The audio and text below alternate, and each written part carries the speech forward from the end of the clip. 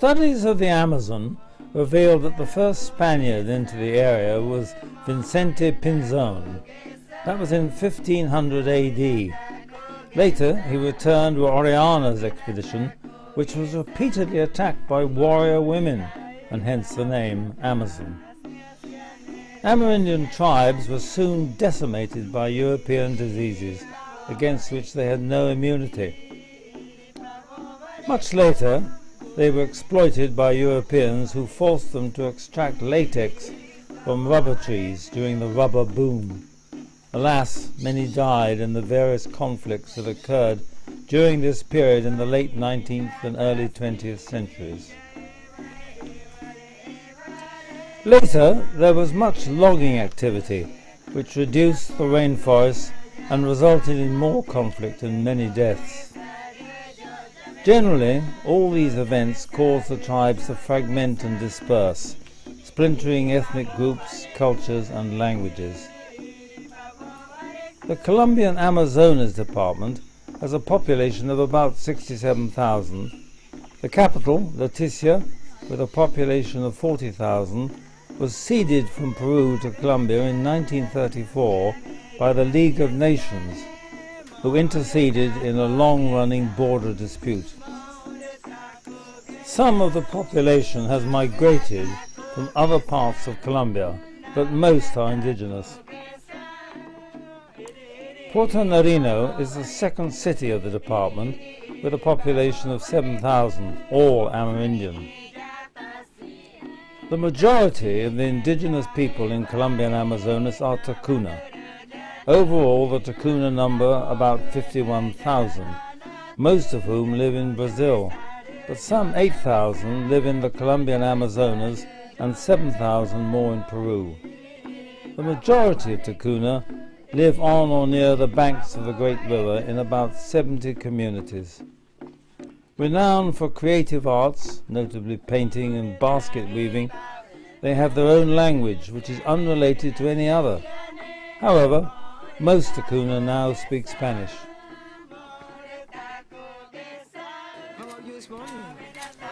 So, on Friday the 12th of May 2017, our 17-strong team arrived at the Hotel Jumala in Leticia. It's very hot and sticky, as Hugo sharpens his new machete.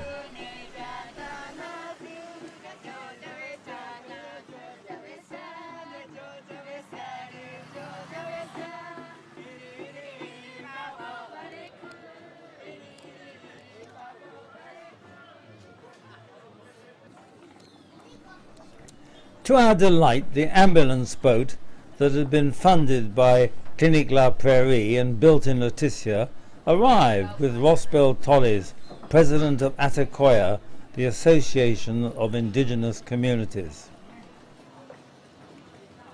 So now we're aboard our chartered flagship, as we called it, and on this we sailed to Puerto Nariño. Relax and enjoy the cruise.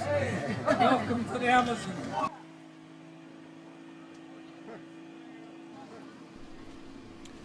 On the 14th of May, a 4-hour journey took us to Puerto Nariño, some 53 miles upriver from Leticia.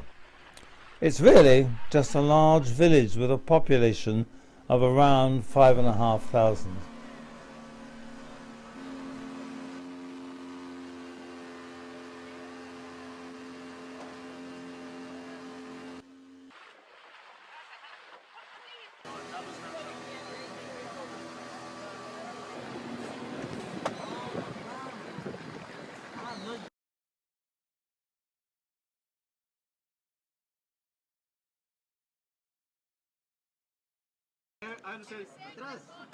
Alright, okay.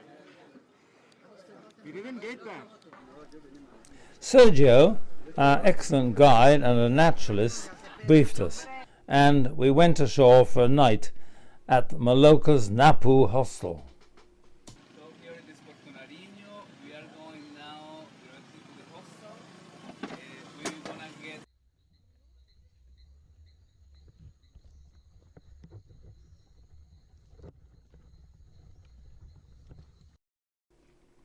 As president of Atacoya, Rospel Torres laid on a welcome ceremony, and we also learned something of the Ticuna traditions.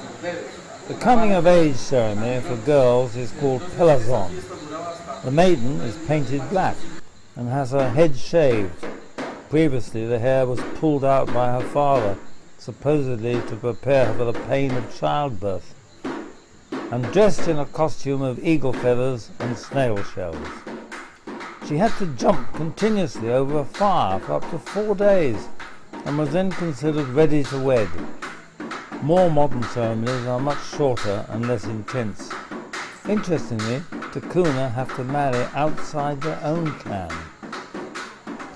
We learned that for burial, the dead person is laid in a canoe with a carved top, and all the items that will be needed in the afterlife are placed with them. The dead person is then said to cross the river of death. Whilst this is happening, the villagers hold ritual dances dressed in animal masks.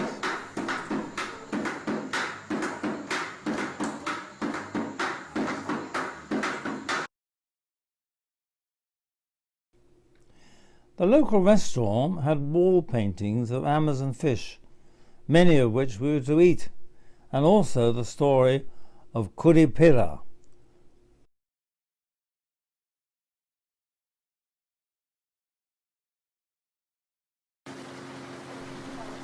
Next day we sailed up the Loriteacu, a tributary of the Amazon, and went on for San Francisco.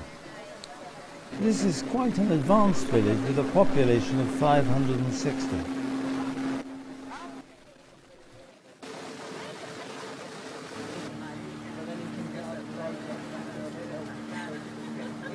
It's possible to put up hammocks in there. Yeah.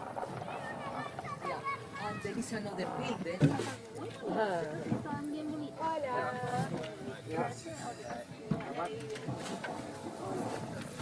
I name this land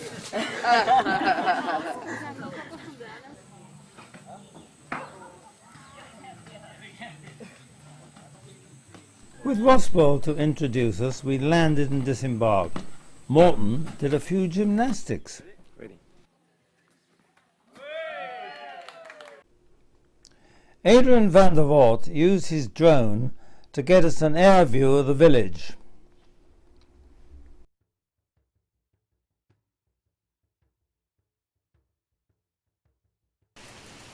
Then our first patrol went off to explore the forest.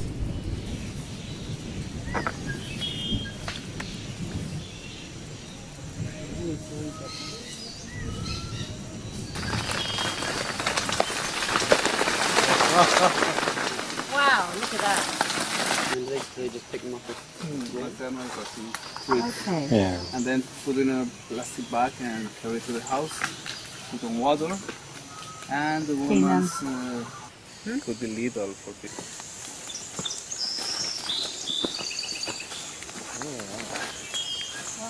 Spider.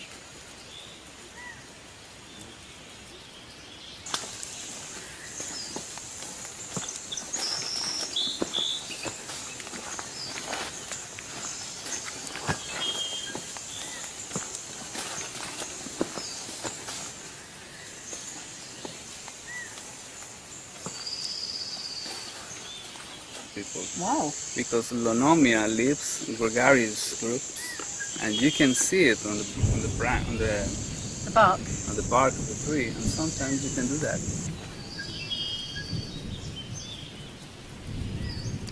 There were fascinating plants that were designed to eat insects that land on them.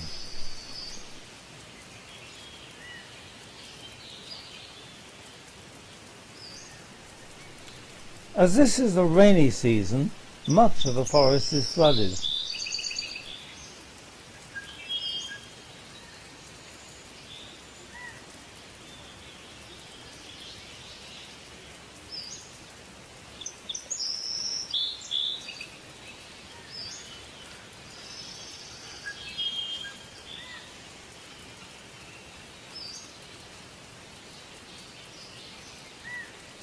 John Mackenzie Grieve was soon at work composing his bird lists.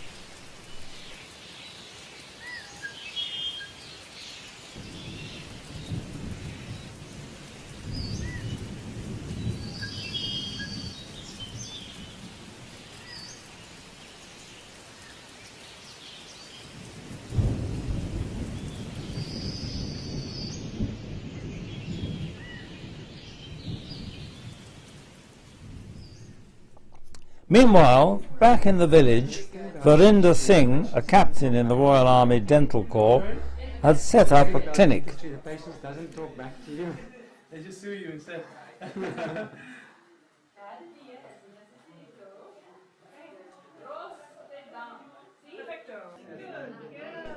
We always give the patients an animal puppet as a gift to encourage them to preserve wildlife. Some of them come back and say, "Please take out my tooth, I want a puppet." Kathy, a professional comedian, entertains the patients whilst Anna and Hugh distribute the reading glasses.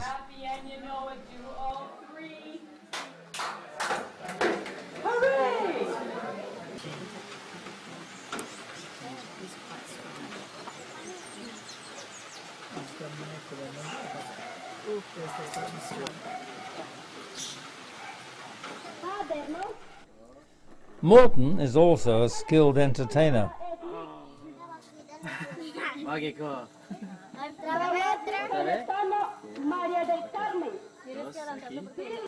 Okay, uno más. Mira.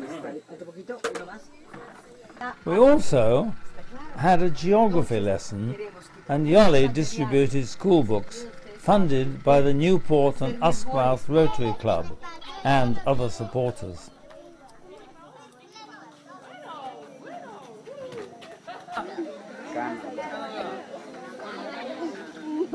No, dígale no. Noruega. Noruega. 57. 57. Eso. Ahora digamos 87. 87. Eso.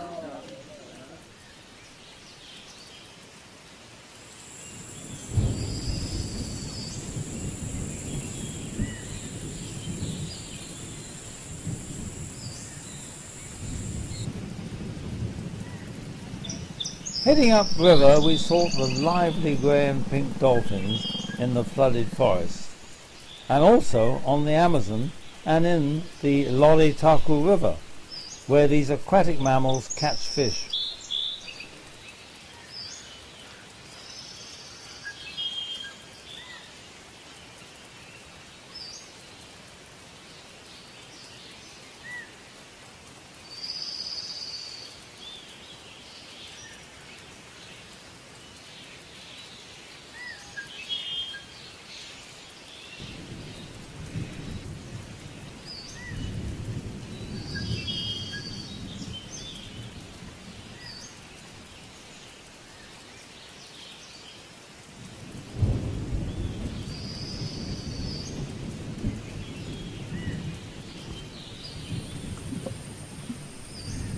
The rainforest really is a botanist's paradise.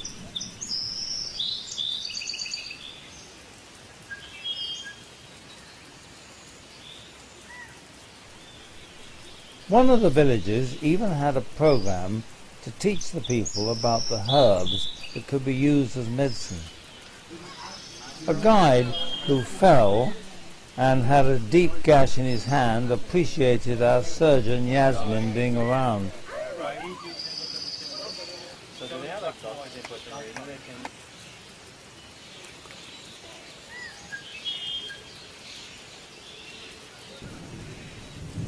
can... At most villages we pitched our hammocks in the sports field seating stands, alas, sometimes becoming victims to light-fingered folk.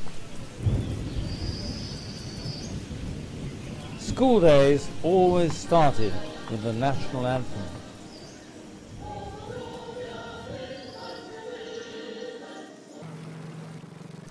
Our next port of call was the village of San Pedro de Tepisca, where 300 Ticuna live near the border with Peru.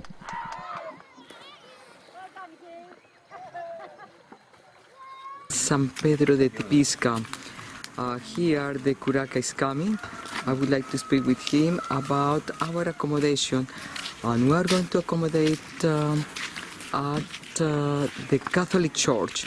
There is a local helping us to bring the stores, And here we have Adrian carrying the bananas. ¿Cuánto cuesta la banana? Plantain. The local women were busy roasting cassava to make cassava bread.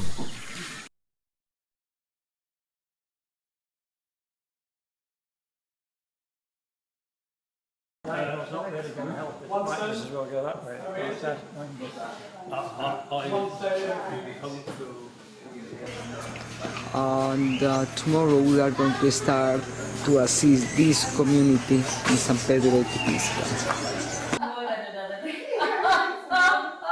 Yasmin, Hilary, Jackie and Verinda set up their clinics and were soon hard at work.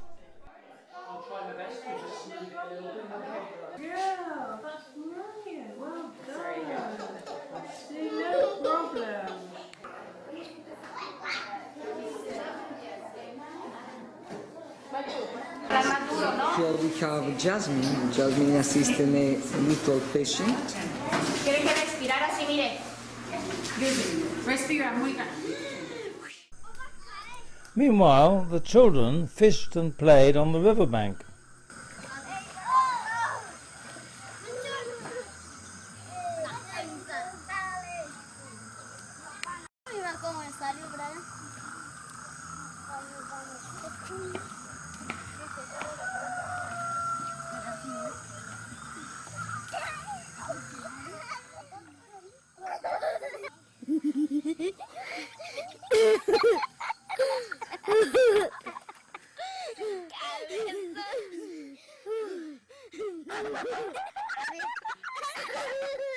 Introducing the ambulance boat to the people of San Pedro, and they have come down with their elders and some children just to have a look at it and take a quick ride.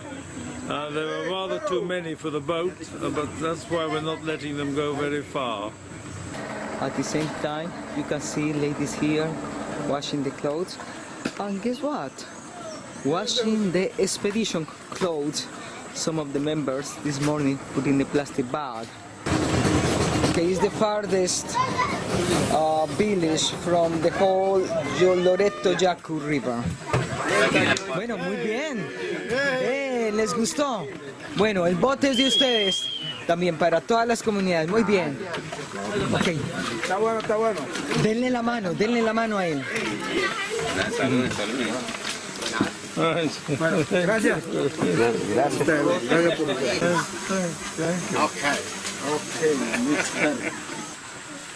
We are now at the port, so to call it, of San Pedro, and we've given an explanation to the local people about the ambulance boat, which is really for their benefit as well as the other villages on this river. And they're obviously very grateful.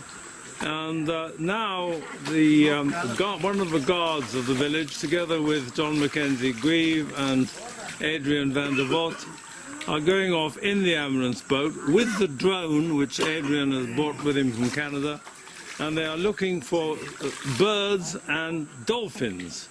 Apparently yesterday they flew the drone right alongside some black vultures who didn't seem at all perturbed. Now the drone is warming up and is about to take off from the cabin roof on the ambulance boat. There she goes.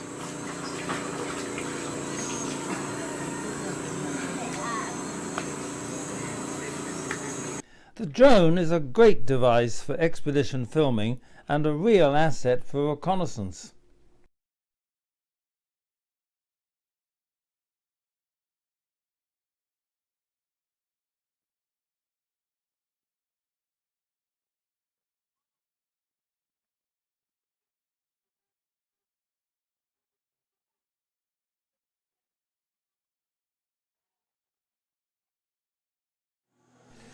The Tukuna used to practice shamanism, but now they're mostly Christian. However, some shamanism is still found, but only in the most isolated communities. Peter Manns was making a study of this and interviewed the local shaman. Pancakes for breakfast were very popular, and Esther, our cook, produced many tasty dishes. And after breakfast, ready for the war. And today, for breakfast, pancake from Norway. He's enjoying his pancake. And her pancake. The life for breakfast. Here is Esther. Then I call her Esthercita. Oh.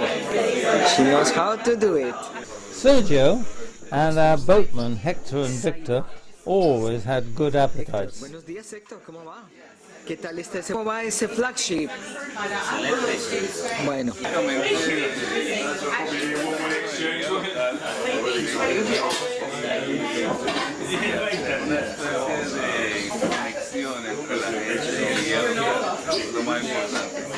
One night in bed, I felt something on my leg and found this giant cockroach.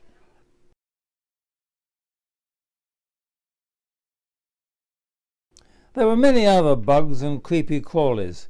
Wow, that's what you call a snail.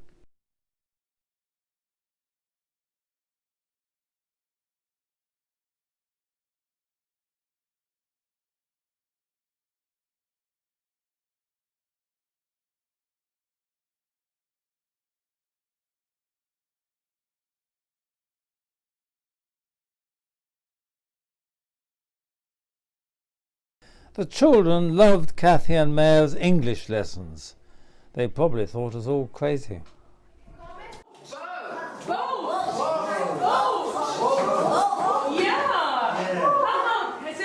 How do we say paddle? Paddle. Remo.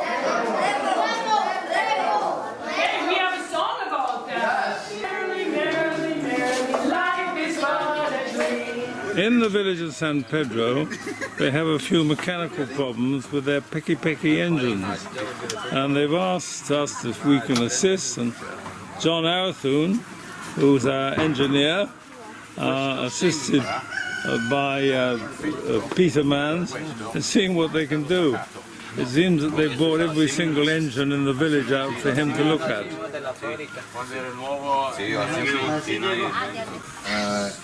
What happens is the air filters get blocked up, then they won't work, so you take them out, they do work, but everything gets dragged into the cylinder, doesn't it? And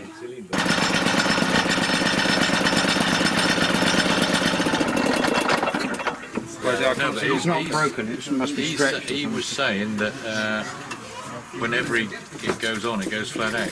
Yeah, it does. Unless you pull the string. Yeah.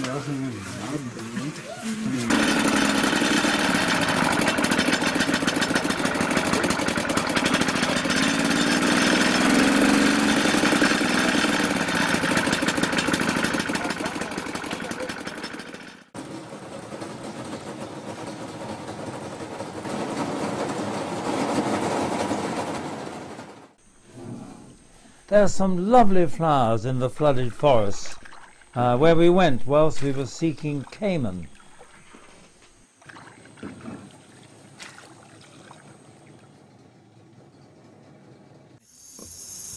Well, having come back from our search for the caiman, Camillo took us to his house where he's got an amazing plant that only blooms at night.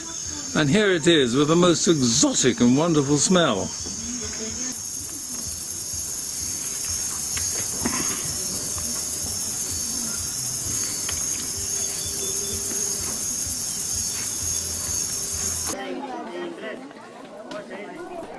Now it's time to distribute some more school books.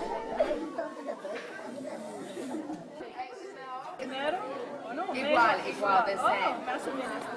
Let's try some strong ones. This is plus 8.5. Okay.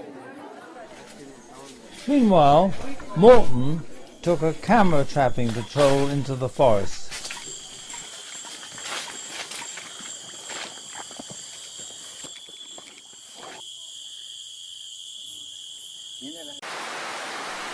Then the rain came. Not much fun in the forest, but back in camp we found it pretty useful.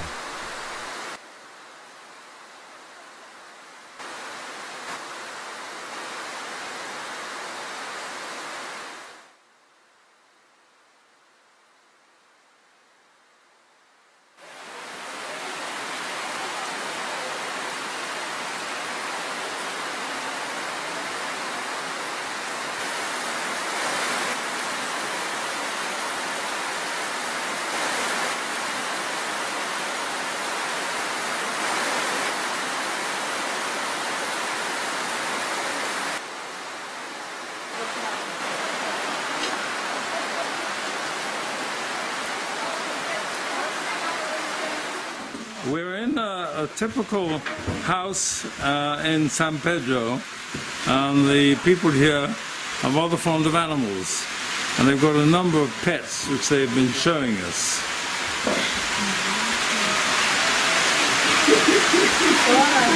On the floor, there's a young sloth enjoying a banana.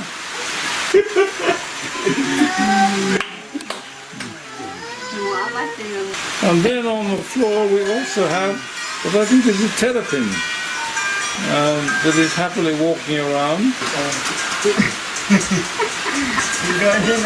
And he's gone to visit the chickens who are sitting on their eggs, or laying their eggs.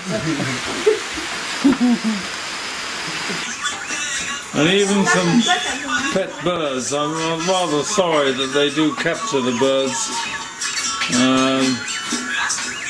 I'd rather see them flying around free in the jungle. This little girl had one I called a potto, but I think it's actually a kinkajou. And this one looks like a squirrel monkey. Here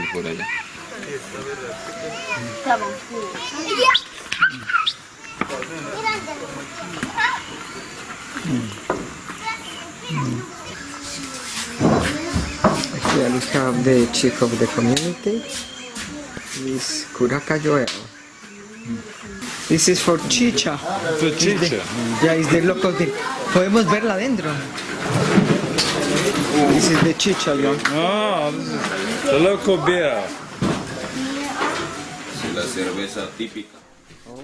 Little did we know that this beer was for a party that would last all night to celebrate Mother's Day. So now we had to move on to another village, if only to get some sleep, and we went on to the 12th of October village.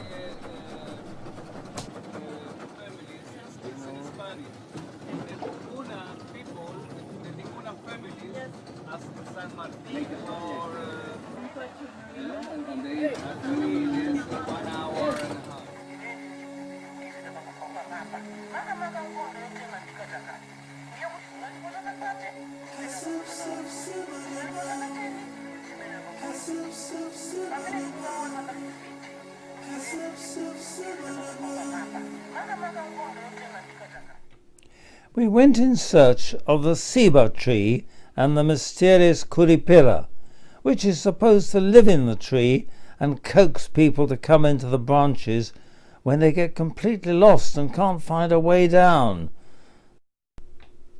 But the mythical mother of the forest was not at home. Next day we sent out another camera trap patrol into the forest. The 12th of October village, and a hearty bunch of people they are, armed to the teeth with a rather antiquated shotgun and led by Simon. All right. And they will be away for 24 hours at least. Excellent. Very good. John, where are they going? They're going to the Amakayaku River, which is 7 hours march over reasonable going, a few slopes to counter, but that's all. And they have 5 camera traps to put out. Excellent.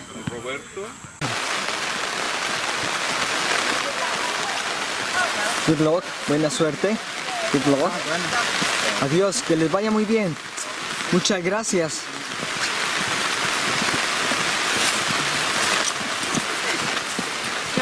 Bye bye, buena suerte. Good luck.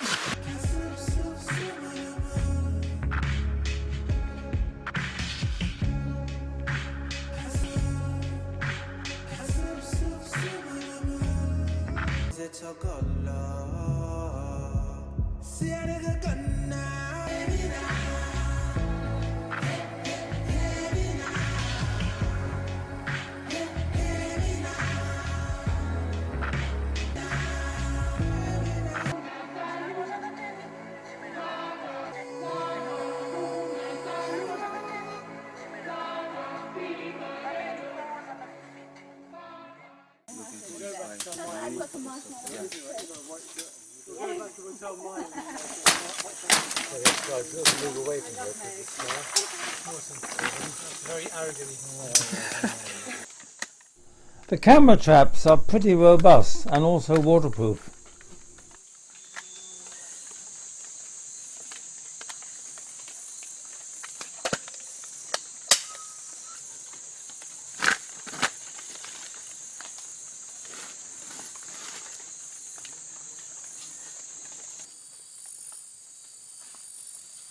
Drop it a bit lower here.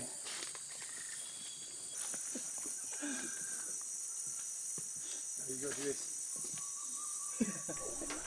It's essential to erect one's hammocks clear of rotten trees or where large nuts may fall on you.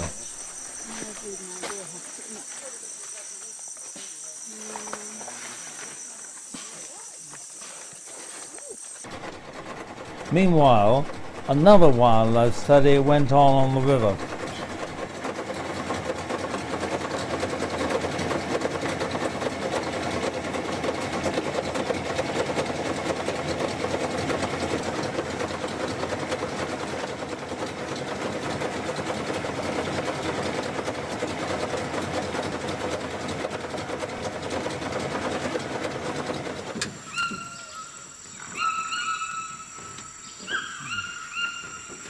Seems like we have toucans around.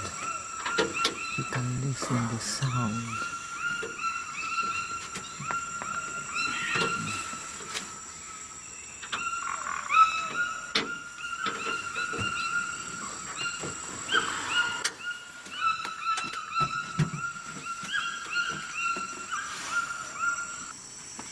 Looks like a floating plant. Yeah, right? they are floating. Like yeah. lilies almost. Yeah, that it is. thick succulent sort Yeah, of. I mean they're not lily family, but yeah, they're that sort of thing.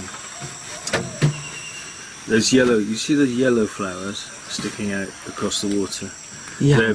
That's very similar to what we call water violet, as underwater leaves, underwater feathery leaves. Terrible. So that's the peak of the wet season, isn't it? Yeah. And then how further deep do you reckon it goes? It goes dry. Completely dry? Yeah. But how far down is that? Well, it varies, but in a lot of places it's around 15 feet at the moment. Jesus. Yeah, unbelievable, isn't it? Huge. Yeah. So these are floating rafts of plants, but unfortunately, due to my ignorance, I don't know what they are. But quite a waxy, thick, waxy leaves, which is typical of floating plants. It means that they don't get submerged. They have this sort of surface membrane which keeps them on the surface. These leaves are covered in tiny fine hairs, thousands of them. So when they get submerged, water just runs off instantly. Yeah, amazing. It doesn't actually stick to the leaf. No, not at all. It's typical of these floating rafts.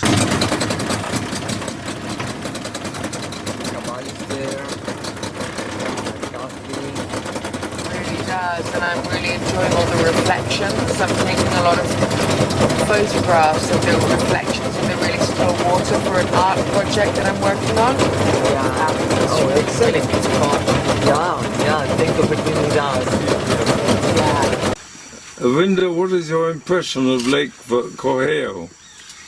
It's early morning today, and it's just nice to have the real peace and quiet, and just to listen to the jungle, listen to the sounds of the jungle. It's fantastic. You don't have that peace and quiet back home. Brilliant. A bit of a change from the dentist chair. Very much so. We've been very busy over the last 2 or 3 days. It's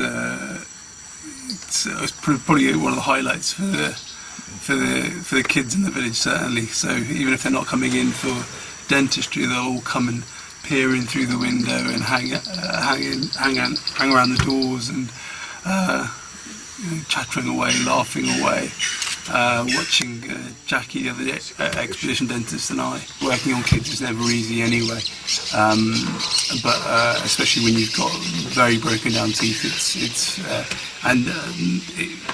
Typically in one mouth, there'll be several broken down teeth. So to get all those out is hard, both physically and emotionally. Alistair, how did you sleep last night? Actually, I slept okay because I've got special silicone earplugs, so I'm feeling very smug. This is lovely here, actually. This is one of the best bits of the forest that we visited because it's off the beaten track. And what's really nice at this time of day is that there's loads of bird activity, so there's plenty to be seen. What you notice on the main river is that there are just a few birds that you see a lot of, like the cormorants and the small herons, but a lot of the other species that you would expect to see are just not there, and I think that's because of hunting pressure. I think in these backwaters they're more refuge-like, and the further you go into them, the more you're likely to see. We haven't been able to go as far as we wanted. We wanted to try to see giant otters, but there's a lot of overhanging branches, so we haven't got that far. But nevertheless, if you come right up these backwaters, you see a huge variety of birds and dragonflies, and the plants, the water plants are fantastic here. So yeah, it's lovely here. Alistair, your camera trap got a very nice image of a Tyra and some pups with her. Yeah, that's... were you surprised to see that? Yeah, I mean, to be honest, I'd never even heard of them before, and I was surprised by the size of it as well. This Tyra, that the adult that appeared right in front of the camera, was about 1.20 meters long, about 4 feet long. So that's a serious sized animal. And looking it up, I see that it's a member of the mustelid family, which is related to otters and polecats and things like that. And the fact that we had a couple of cubs running past in the background as well was a real bonus. So these camera traps are proving really useful. We're seeing things that you would never normally see because they're nocturnal or very secretive. So they're revealing a part of the jungle that is largely unseen by visitors. At the 12th of October we played some rugby, but we had to endure another Mother's Day, and it went on all night.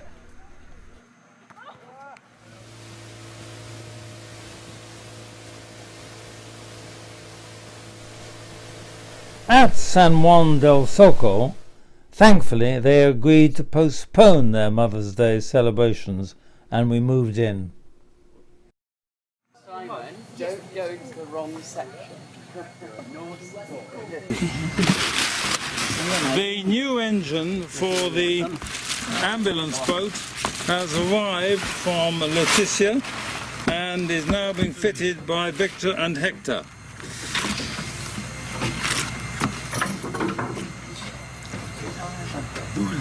This engine has been long awaited.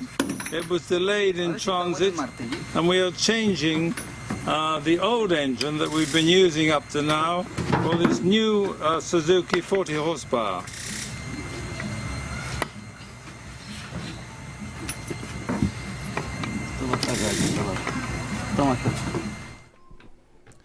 The Eco Hotel was somewhat dilapidated, but we found some dry accommodation and set up camp. Okay, like to rebuild some of the places. If our people, they said, okay, you have to change the weight, you have to change the angle, the angle. The Mallorca provided a splendid dormitory in which to hang our hammocks. Yoli now distributed more school books.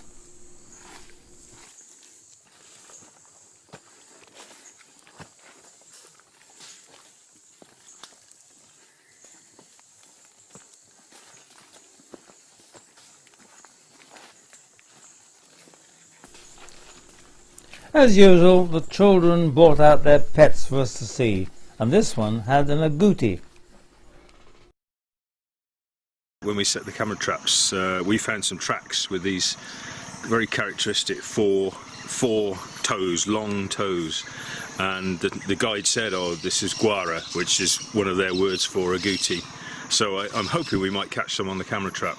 But they have lots of pets in these villages of wild animals, and this is another example, yet another example. The camera trap recorded many animals, including this unusual flightless bird as well as a paca, which is rather like a giant guinea pig.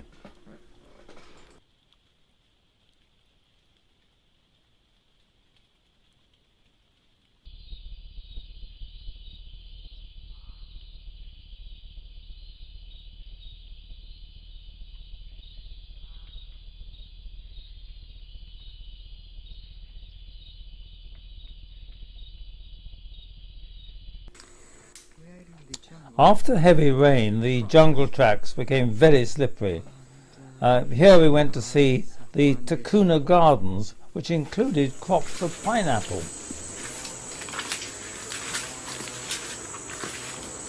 There is Kathy, the Amazonian pineapple. Is cultivated here and is delicious. Here we are. The pineapple, just the center, not the leaf, is using this for ladies who doesn't want to have the babies, means abortion. This is a cricket.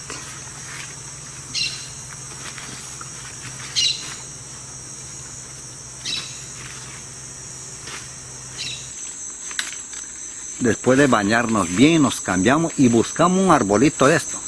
This is the avocado tree. It has some fruit.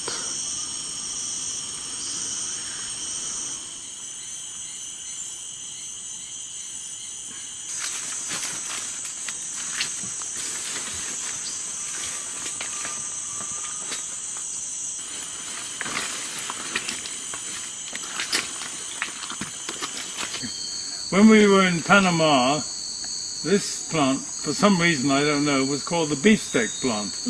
Maybe it looked like a beefsteak with the ribs of the beef and so on. It does. I don't think it's edible, except by the ants that seem to be there in plentiful. But it's one of the most colourful plants in the jungle. Beautiful. And you usually get them when the sun is able to filter through the canopy. There's lots of them here, look. One, two. A whole grove of beefsteak plants here. As Peter said, the jungle woman. There you are. She's holding an alive. Which she wrestled to a standstill. Okay, very good. Back in the village there were other finds. Alvaro, the village priest, brought in a fine caiman which would be used for the burn supper. This is Alvaro again with his caiman that he caught him about 11:30 at night. He said that he saw a lot of them, and especially one was 5 meters long. 14 kilos. 14 kilos, 14 kilos. Oh, wow. ¿Fue fácil cazarlo o fue difícil? Siempre difícil. Yeah, he said it was difficult to catch him. Y es caimán del blanco. They said it's a white caiman. Que comemos por acá. That is the one that is eatable.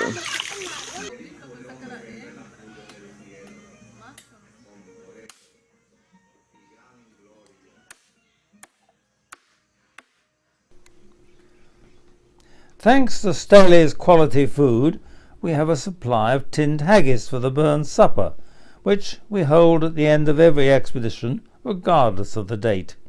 Some of the Takuna said they preferred the haggis to the caiman. Alas, there was no reeling, but we did have some dancers.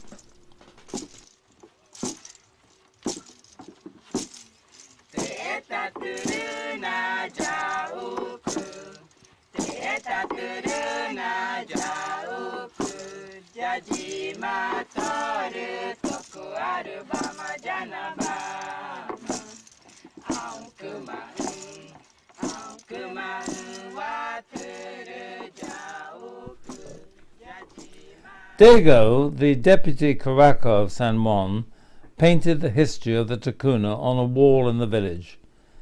At the top one sees the Curipira. Then there is the Hoi, god of the Takuna, fishing in a lake in Brazil, their original home. The fish in the lake ate the black seeds of the huito plant and turned into black people. The fish that ate the plantains came out as yellow people or Asians. The fish that ate yucca, the white fruit, became white people, and those who ate the caimans came out brown as Takuna. At the bottom is the anaconda, lord of the underworld. Overall, the Takuna believe there are 3 worlds. The sky is the spirit world, then there's the terrestrial world, or the lake, and then the underworld. We did encounter some snakes. This one had swallowed a mouse that had then kicked a hole in the snake's belly skin. Both died.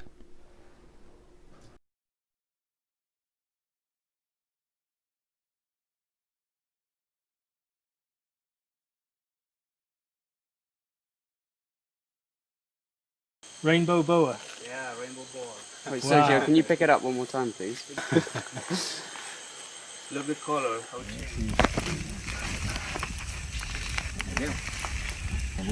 This is step 1 of the Simon House Anaconda release program. This man's travelled all across the world to find this snake and release it back into the wild, because otherwise it was going to spend the rest of its life in that box over there. I'm actually surprised the guy sold it, because he could probably make a few dollars a day from people holding it, but he's done a deal for 50,000 pesos, which is about 17-18 pounds, we think.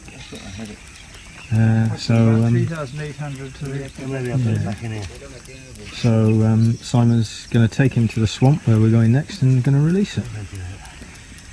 He's all heart, this chap.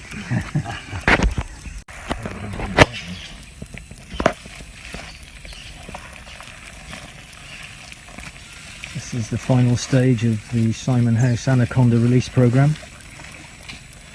Bought ooh, The head. he's bought this from the guy that was keeping it in captivity. He spent about 20 quid buying it from the guy, and now we're releasing it onto these giant water lilies and into the lake, and away he goes. Freedom! Dago and his disabled father showed us some of their hand-painted clothes. These are made from tree bark. There are also ornaments and fish spears used in traditional rituals.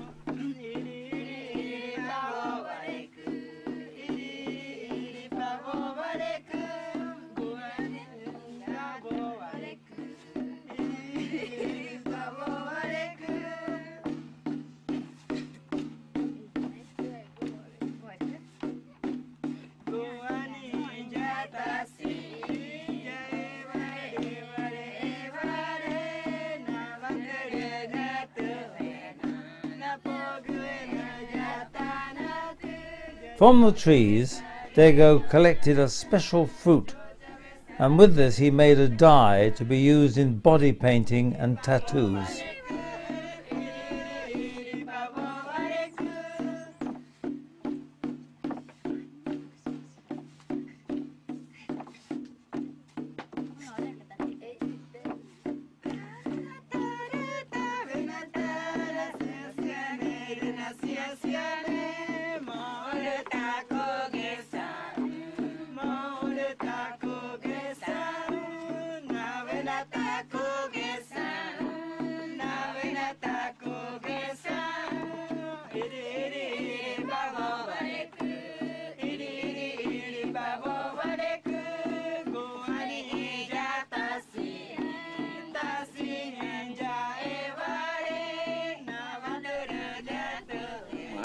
He only recorded interviews with some of the team to see what they thought of our time with the Takuna.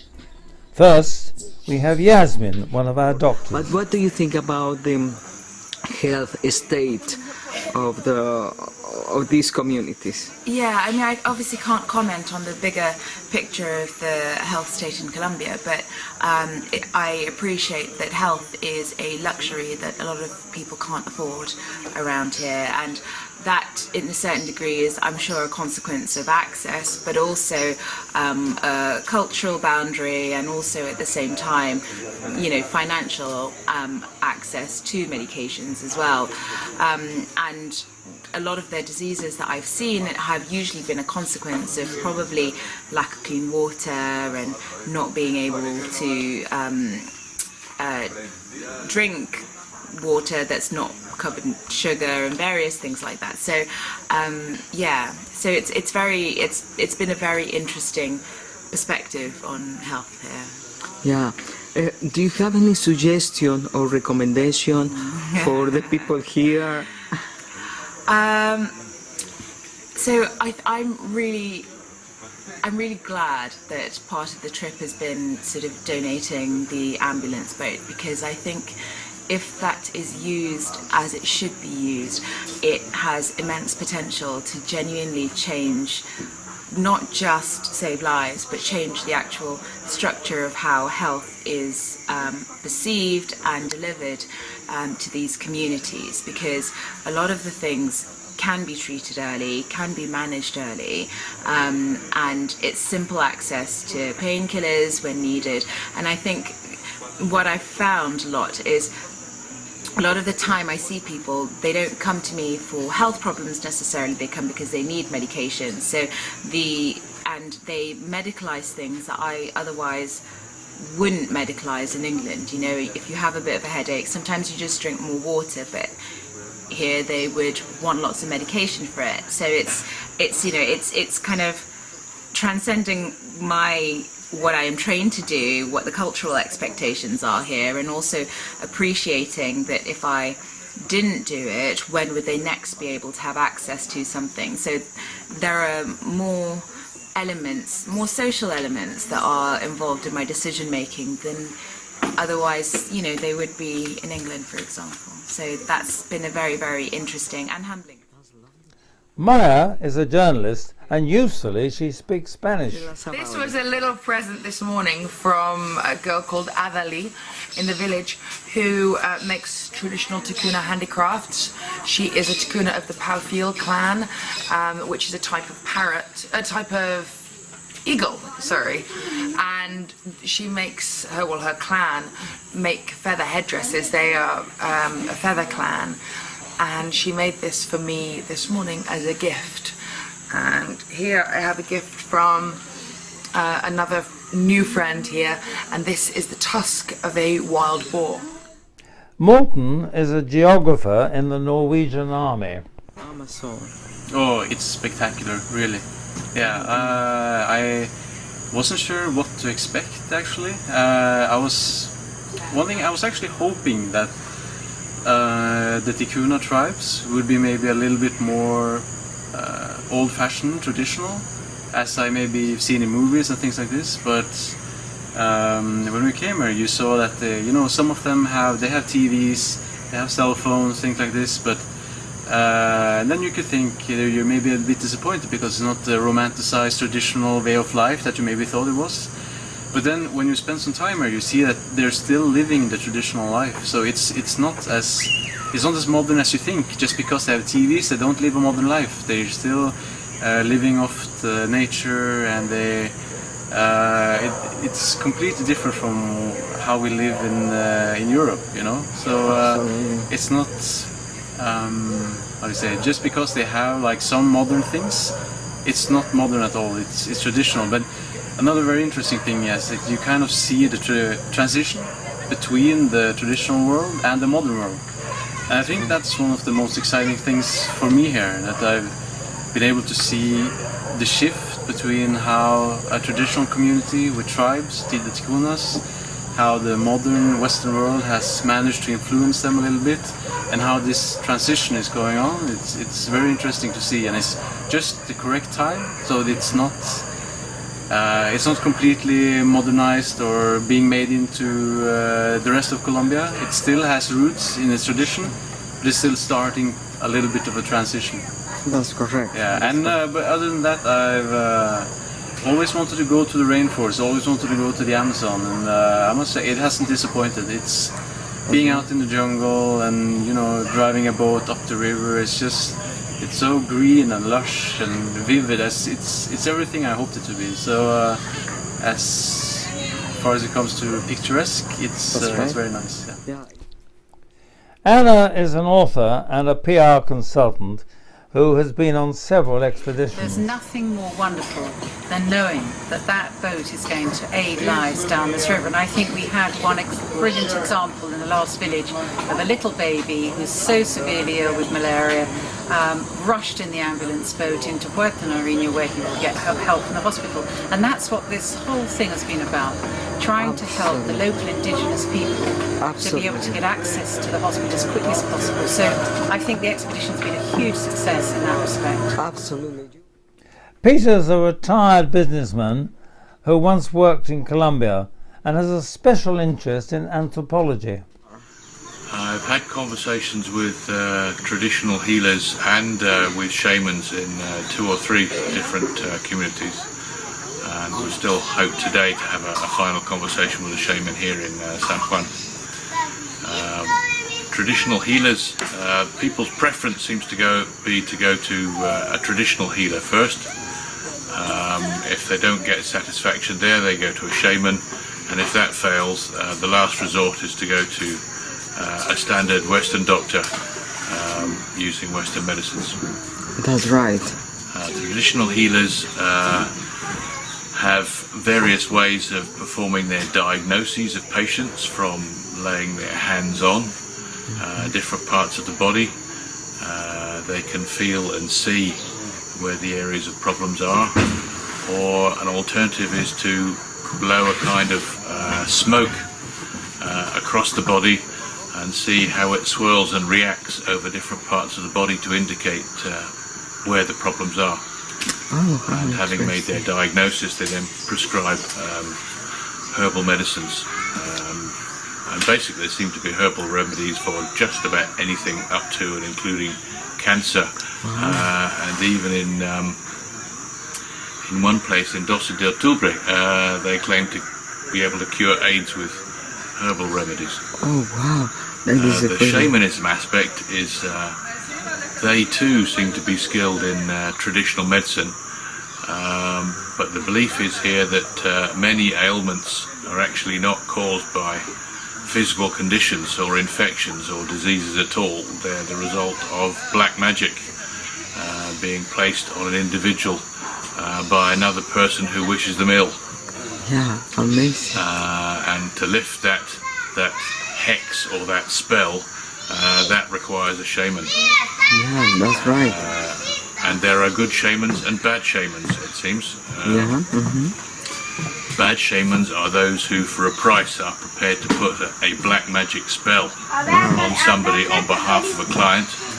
And the good shamans are those who don't practice putting spells. They devote their attention to the spiritual well-being of the individual and the lifting of any spells or hexes that have been placed by other parties. Yeah, amazing. It's altogether very fascinating. There is certainly something in it. How much is true and how much is folklore and how much is belief, I don't suppose we'll ever know the answer to that. Hard to say, yes. But it's certainly more than nothing. There is something to traditional healing. Many cures are effected with only herbal medicines, and likewise with the shamans, they do achieve success in their fields also. Yeah, amazing. I understand that in this village, San Juan de Socó, there is a lady, shaman lady, who is very young. Can you tell us about her?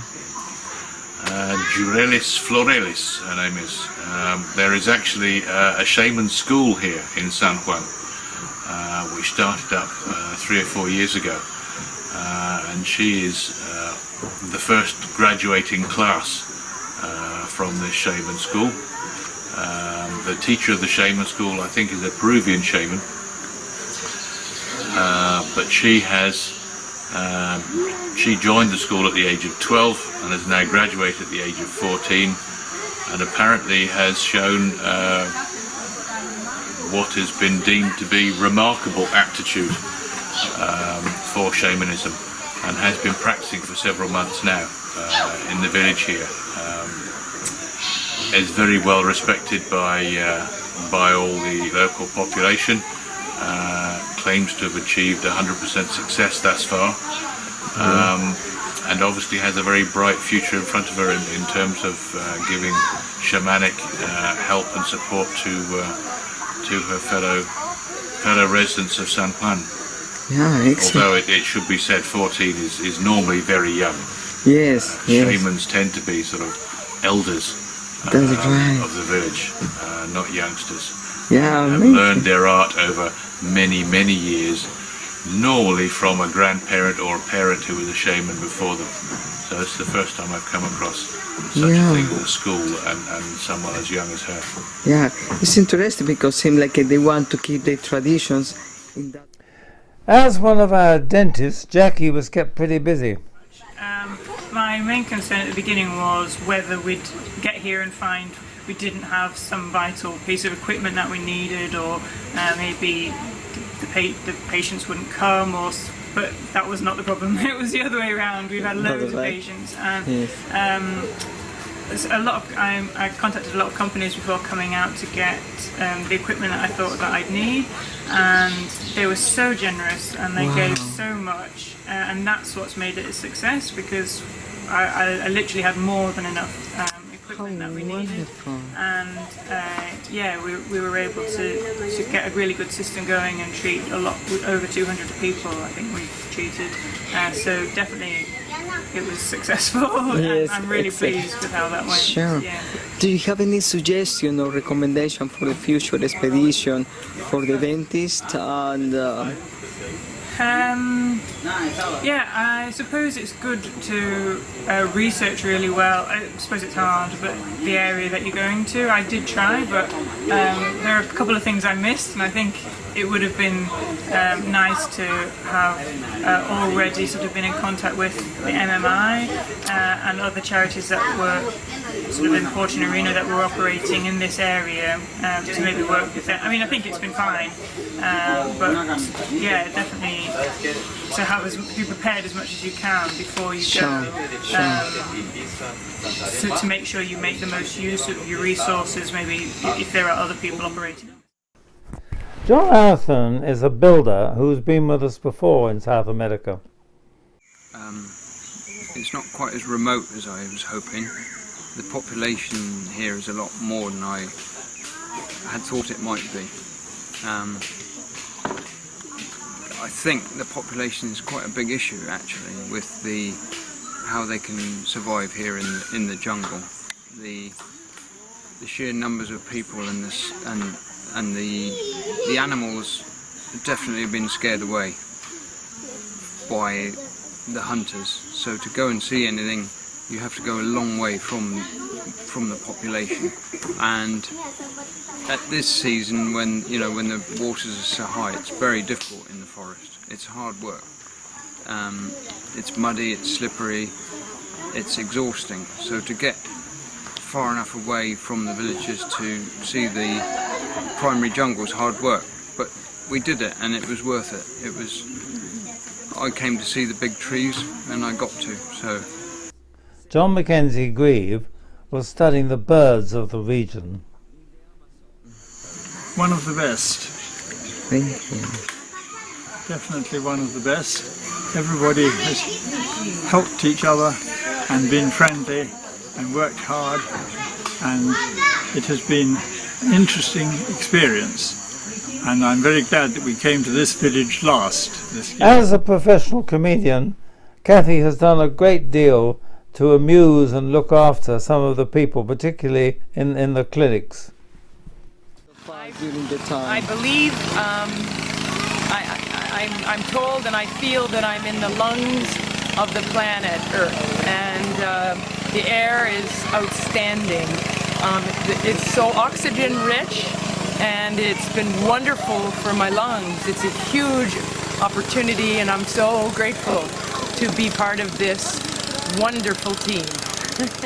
The aims of the expedition have certainly been achieved. Our first aim was to bring the ambulance boat from Leticia up to the Ticuna people, and in the next 2 days we shall be formally delivering it to them. There was a slight hang-up because the engine had not been delivered on time, but that was put right, and the replacement brand new engine did in fact arrive and has now been fitted. But the boat has been very useful and already has been responsible for saving the life of a young Indian boy who was taken very, very seriously ill. And doctors treated him. We used the ambulance boat, got him to the clinic in Porto Marino, where they also treated him, reckoned he was pretty serious, and rushed him downriver to the hospital in Leticia, where I'm happy to say, thanks to Dr. Juan Allen, who visited him, he appears to be making good progress, and as far as I can tell, is on his way to recovery. So from the point of view of the ambulance boat, that has been a great success. The doctors were able to give first aid and advice to a great many people here. And the dentists, of course, have been doing fillings and extractions and advice to the people all down the village. We've been to a number of villages. We've come back to the one of the problems has been, of course, the weather. It's the rainy season, and the weather has been very hot, of course, and humid, and we have had some torrential storms. And of course, in between storms there are the insects and the flying bugs that make a meal out of us, which has added to the privations to some extent. But nevertheless, we've survived that, and we shall soon be on our way back to a different world. Finally, it was time to say farewell to the Ticuna and Rospel Torres. So we handed over the ambulance boat that Clinique La Prairie has so generously donated. Back in Leticia, we relaxed for an evening, but we'll never forget the Ticuna and particularly the people of San Juan del Soco. Later, we were able to assist them by raising funds for a pump and filters to provide them with clean drinking water, for which they are deeply grateful. Yole returned and was greeted with these signs by the children.